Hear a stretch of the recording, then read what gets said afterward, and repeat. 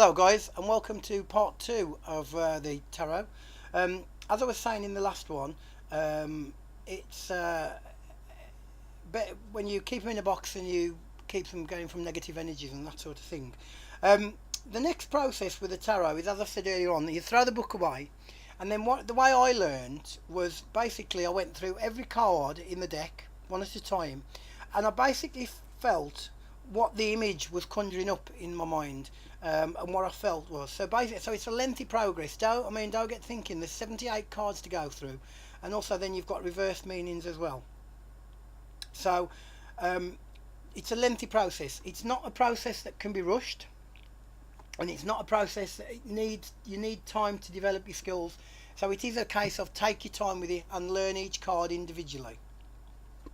You might find that you get drawn to a particular area on a card. You might find that you get drawn to a particular colour. The card you might even look at the backs of the card and you might think, well, I'm actually drawn to the back of the card for some reason, and that sort of thing. So, there's lots and lots of things that you can look at for the tarot.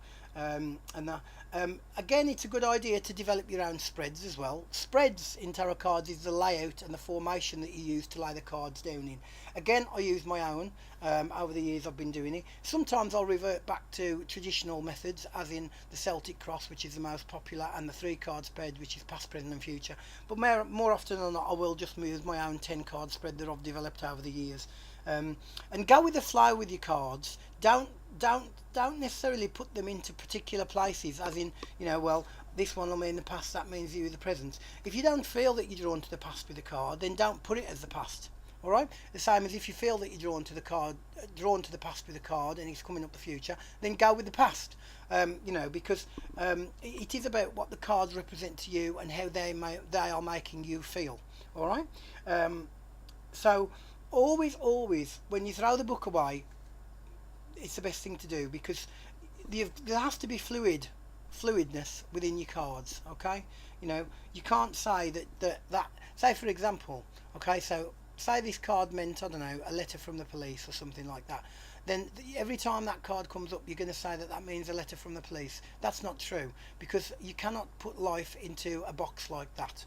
Okay, so for one person you might say that, for another person you may say something different, and then for another person you may say something different, but hopefully it will be right in each instance, because you will focus on different parts of the card and you will pick out different parts of the card, and different meanings will come to you through concentrating on different parts and different aspects of the tarot cards. Playing cards are derived directly from tarot cards. The only thing is that they don't have the 21 major cards that tarot decks do. They only have the Fool, which is in the major cards in tarot, and then you've also got your suits, which is aces, cups, buttons, diamonds, clubs, diamonds, spades, and I forgot it. It's clubs, diamonds, hearts.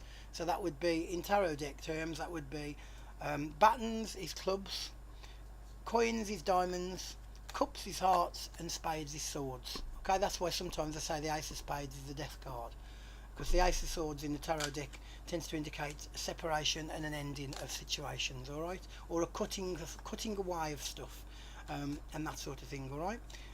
So that's there. There's a lot more to the tarot cards. I mean, not only can you do readings with tarot cards, as we've just said, you can also do past life regression.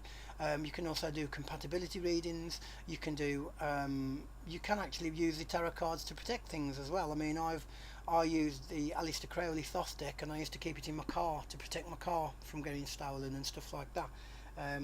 So you can use your tarot cards for lots and lots of different things. You don't just have to use them for reading. A lot of in ancient times, they said that the tarot cards was a method of learning, and it was a journey throughout life. And it was a pictorial journey from the Fool going right the way through to the world. Okay, so there is that sort of train of thought as well. I do think that it's better if someone buys you your own deck of cards. I have bought my own deck of tarot cards in the past, and they've been equally as good as ones that have been bought for me. But I do feel that in my experience, I have got slightly better responses from a deck that has actually been bought for me. Don't know why this is. I'm sure somebody out there can probably come up with an answer for it, but at the moment I haven't. I've just accepted it that that's the way it is. Okay, well that concludes the second part of tarot cards, guys. I hope you enjoyed it, and please keep checking back for more info on tools and paranormal equipment and stuff like that. Okay, so thanks again, guys, and I'll speak to you later. Bye for now.